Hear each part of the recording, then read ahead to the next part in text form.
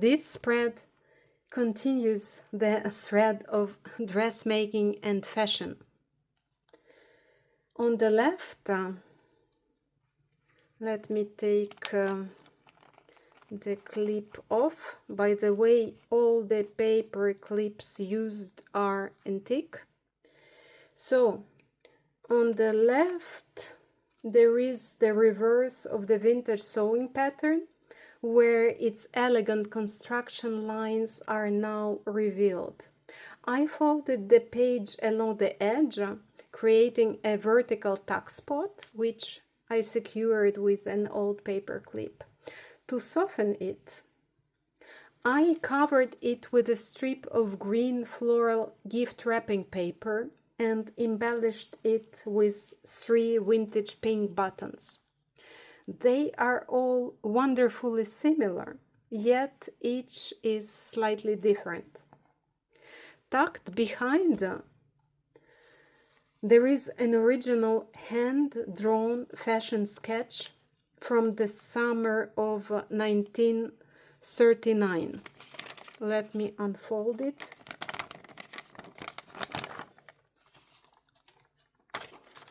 So here it's noted été 1939. Here I missed it. Croquis artistique, robe. So all this was a hand-drawn fashion sketch.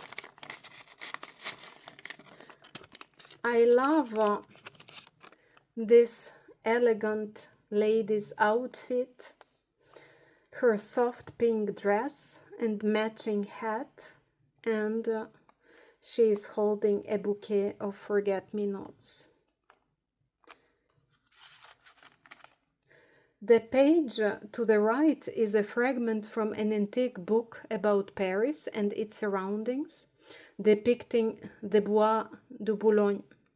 I simply embellished it with a small piece of antique ticking fabric here.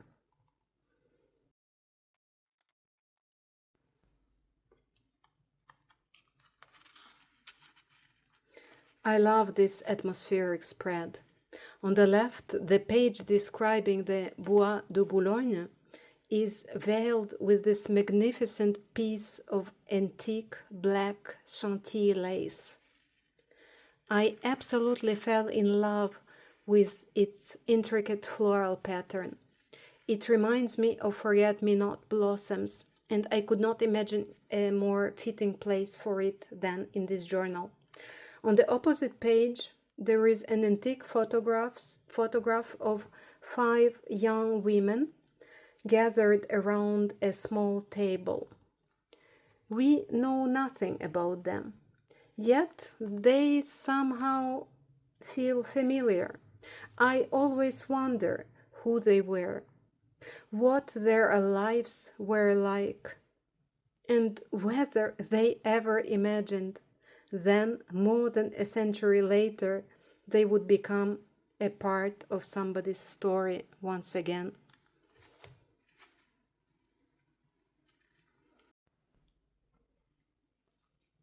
The next spread feels much more vibrant and cheerful. On the left, I covered most of the page with a gorgeous fragment of antique wallpaper. I fell in love with its rich, painterly colors.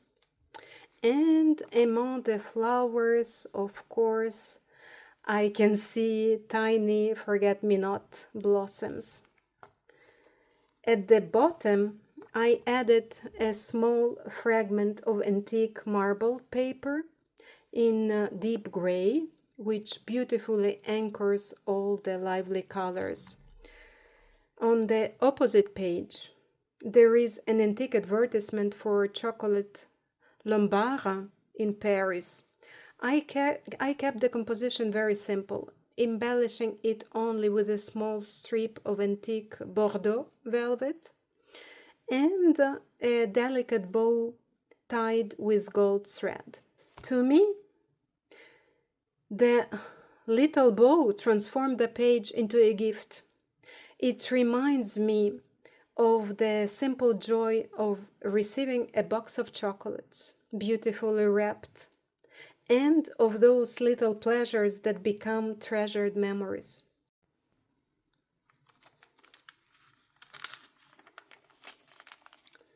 The next spread is quiet and contemplative. On the left is the reverse of the chocolate advertisement. It comes from a souvenir notebook gifted by a Parisian department store to its clients in the late 19th century. The paper is wonderfully thin and fragile, with a beautiful dusty blue tone. I embellished it only with a small perfume discount coupon coming from the same period. On the opposite page, I wanted to create a feeling rather than tell a story. The background is a distressed antique music sheet, softly stained with ink. In front of it, there is an image of an elegant antique chair, hidden behind a fragment of antique embroidered tulle. To me, the tulle resembles a delicate curtain that can be lifted, inviting us to look a little closer. Whenever I look at this page, I imagine a quiet room with an empty chair waiting by the window. It reminds me to slow down, to pause for a while, and simply appreciate the beauty of an ordinary moment.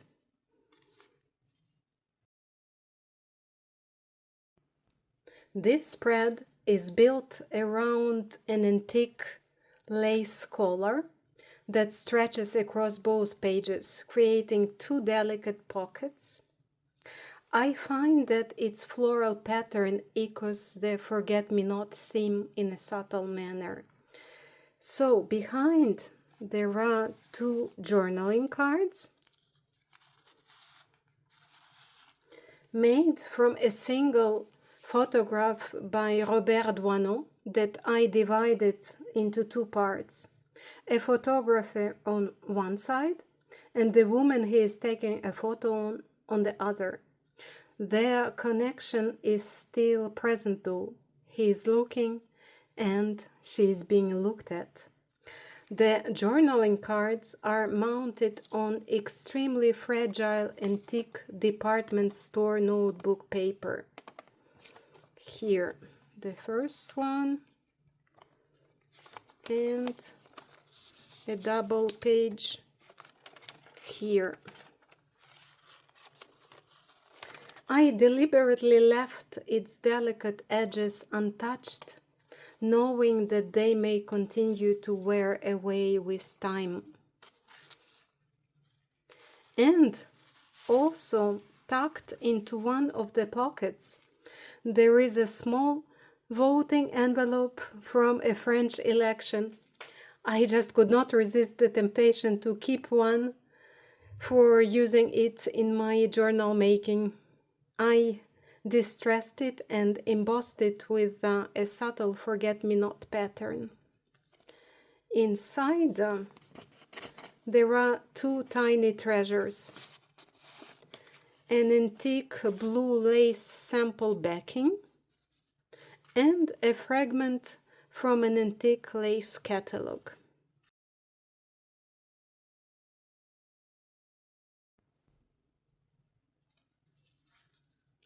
Here on the left you can see an antique postcard featuring a study portrait by Paul Soumy. I have stitched it to the softly distressed antique music sheet, and by the way, I have stitched it only from 3 sides, so it can be used as a pocket. Tucked inside there is a removable double page from a 17th century French accounting book. Opposite is one of my favorite textile pages. It is made from the interior of an antique corset. I loved the contrast between its simple cotton lining and the delicate floral silk trim with its original metal eyelets still intact. Here we can see the reverse of the antique corset. I decided to keep its humble interior because I was just fascinated by its texture and construction. You can still see the channels where the whalebone stays once supported the garment, along with worn stitching and beautifully frayed edges that reveal years of use. Opposite is another pocket made from a vintage tablecloth. I was drawn to its soft woven blue pattern, whose little floral motif reminds me of forget-me-nots. Inside there are several small treasures, a 1933 photograph of Milano Cathedral, and a botanical illustration of Myosotis, the forget-me-not itself. Here on the left, there is the second half of the antique book page with the Le Bois de Boulogne illustration. The page to the right is another fragment of an old sewing pattern. I have added a small tuck spot made from vintage crochet lace. Its flower reminds me of forget-me-nots. Tucked behind the lace, there is a smiling girl's photograph. On the back, it is written Souvenir de vacances Sainte-Marie, août 1951. Souvenir of holidays Sainte-Marie, summer 1951. I love those ordinary little inscriptions. They preserve not only a face but also the memory of one happy summer. Here at the back you can see the beautiful sewing pattern lines, and below there is a wonderfully fragile fragment of an antique button card, still holding its original mother-of-pearl buttons. Here on the left, I left an antique sewing pattern almost untouched, preserving its wonderful empty space for future journaling. I have just added a small bouquet where roses meet forget-me-nots, adding just a little touch of color. Opposite is another fragment of the handwritten French poem that appears early in the journal. So here we can see its continuation.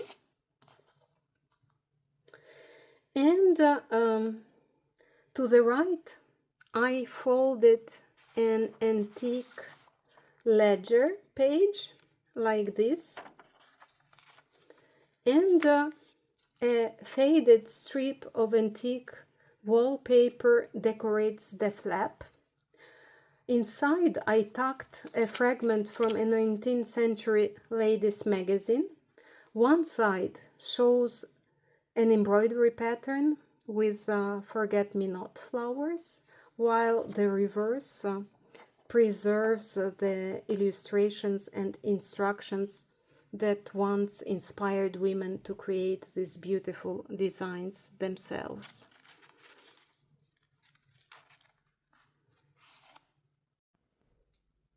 Here I have copied one of my antique postcards featuring roses and forget-me-nots onto tissue paper which I then glued onto the antique ledger page. Between the pages, you can catch a glimpse of the antique upholstery fabric that forms the hidden spine. And on the page to the right, I stitched a fragment of delicate antique embroidery onto a 19th century French map. As you can see, the right page is quite restrained, yet I find it very emotional. I am particularly fond of these tiny embroidered flowers. Overall, I have the feeling that while the map shows directions through the physical world, the embroidery kind of offers guidance for the soul. On the left, I have created a pocket from 2 layers of gorgeous antique marbled paper. I absolutely love its deep blue tones. Tucked inside, there is a cover of a vintage envelope that traveled through the post in 1947. On the opposite page, I used a fragment of a 19th century French school notebook with its beautiful handwriting, softly stained with inks. Attached with a small pin, there is a removable fragment of antique embroidery featuring delicate forget-me-nots. What I particularly like is that the embroidery is removable and can be admired from both sides. I find this spread very touching. On the left, there is a beautiful fragment from an antique magazine featuring a little girl holding her beloved doll. She isn't smiling or posing. She simply sits there, absorbed in her own world.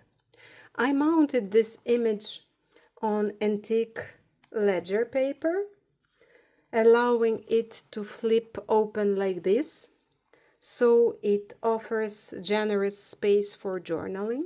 Here I have created a small tuck spot from the same antique lace collar that we saw before, and I have added a small vintage landscape photo. The page on the right is a fragment of unfinished antique embroidery, still attached to its original paper support. I have just added a fragment of antique bookbinding along the edge here to balance and enrich the textures. And this spread is deliciously tactile. Here on the left, you can see the reverse side of the unfinished antique embroidery. Its raw, almost rugged beauty is so special. Every stitch is visible and textured. And on the right, there is a fragment from a 19th century ledger. Here there is the year 1870. And I have partially stitched onto it a delicate fragment from the same antique silk corset that we already saw before. It can be gently lifted to reveal both sides of the fabric, and I am very fond of these delicate forget-me-not flowers on the corset fabric. But what I love even more, that's the subtle echo between the blue vertical stripes of the corset and the ruled lines of the ledger beneath it. I find it's really beautiful. Here on the left, there is a heavily distressed antique ledger page. I left its folds and worn edges exactly as they wanted to be, One of the folds creates a small tuck spot, while another can be gently lifted to reveal the beautifully grungy layers of the paper beneath. And inside I have tucked the same ledger paper, but without any distressing. The page on the right is a fragment from an authentic antique lace sample catalog. The delicate floral pattern made me think of forget-me-nots, of course, and I love the contrast between its exquisite precision and the rough, weathered character of the ledger page beside it.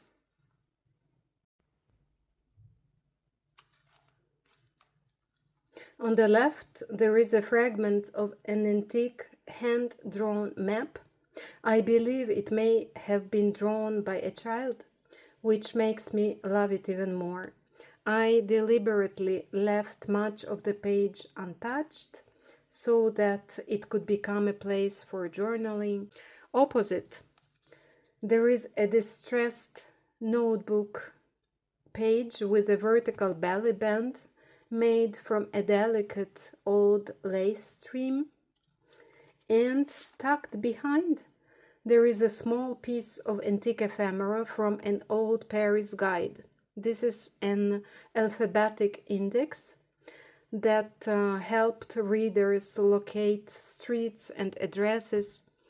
I found it really charming. So actually, this paper comes from an antique household ledger listing everyday food purchases and their prices. I have distressed this page with blue inks, and here I have attached an antique embroidery of a butterfly with small forget-me-nots. I stitched it only along two edges so that it also becomes a small tuck spot, inviting another memory or keepsake to be slipped beneath it.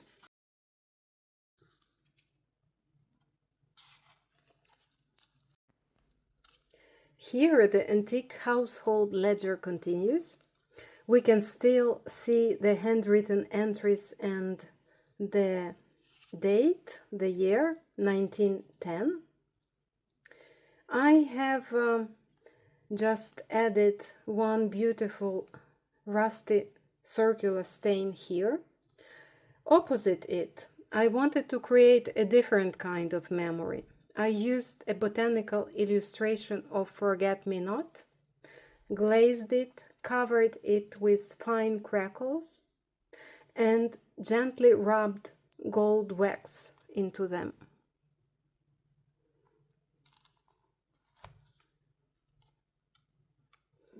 Here on the left, there is an antique postcard featuring a mother and her daughter. I love its tender atmosphere and the beautiful touches of pale blue. Rather than attaching it completely, I stitched it only on 3 sides, so it creates a hidden pocket behind for another little keepsake or note. I have just included a fragment from that delicious blue marbled paper that we saw before. It can be used for journaling, of course. And opposite, there is a beautifully distressed antique ledger page here. The folded corner forms a small tuck spot. I have included here an antique menu from 1921. It has empty space on the reverse side and can be used for journaling. I have also included a vintage envelope and A lovely antique postcard with a basket of forget-me-nots.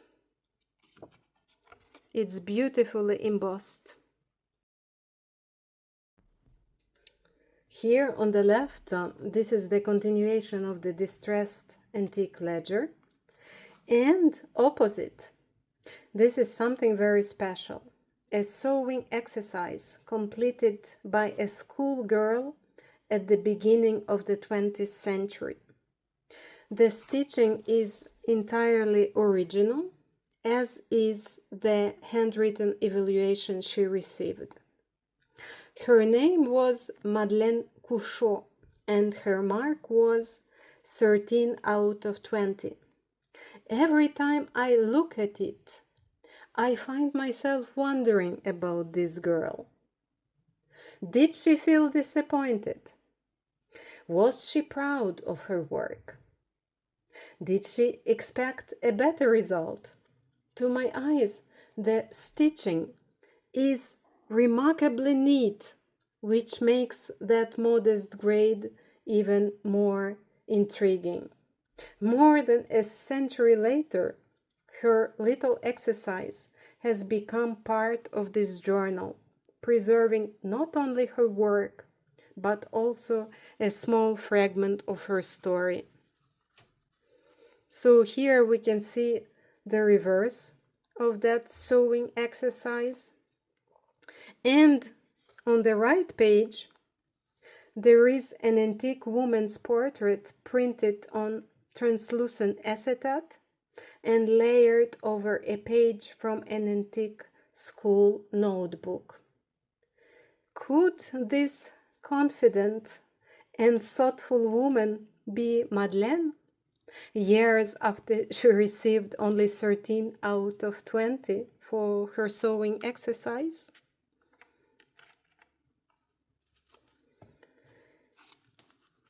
Here on the left, an antique school notebook bears soft blue-gray ink stains that seem to drift across the page like clouds, partially veiling the original handwriting beneath. Opposite it,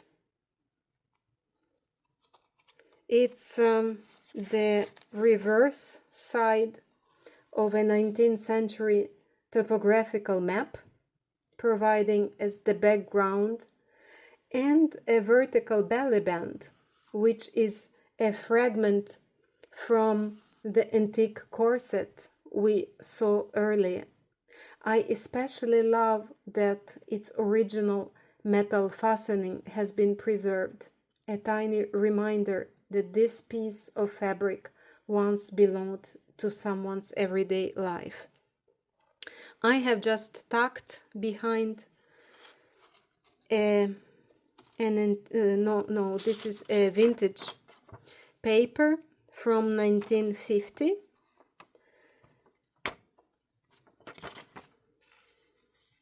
And a fragment from an antique newspaper or magazine.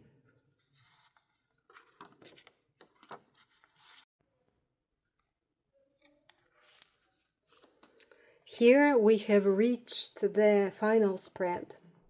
On the left, there is another fragment of the 19th century French map, and on the right, there is the same antique upholstery fabric that I used in the beginning. There is one final detail that is especially dear to me. The tiny metal fastener attached to the raspberry pink measuring tape scrap is not just another embellishment. This is the original fastener from the Bon Marché booklet, whose cover became this journal.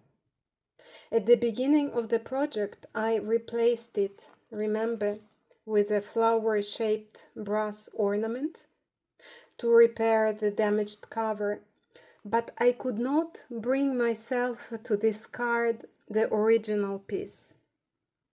Instead, I decided to let it remain part of the story. Somehow it felt right that the journal should end with the very object that once held its beginning together. So that is it. Thank you for watching. Please let me know if you enjoyed this video, and please contact me on Instagram if you feel that this journal should be yours. Thank you. Take care. Bye bye.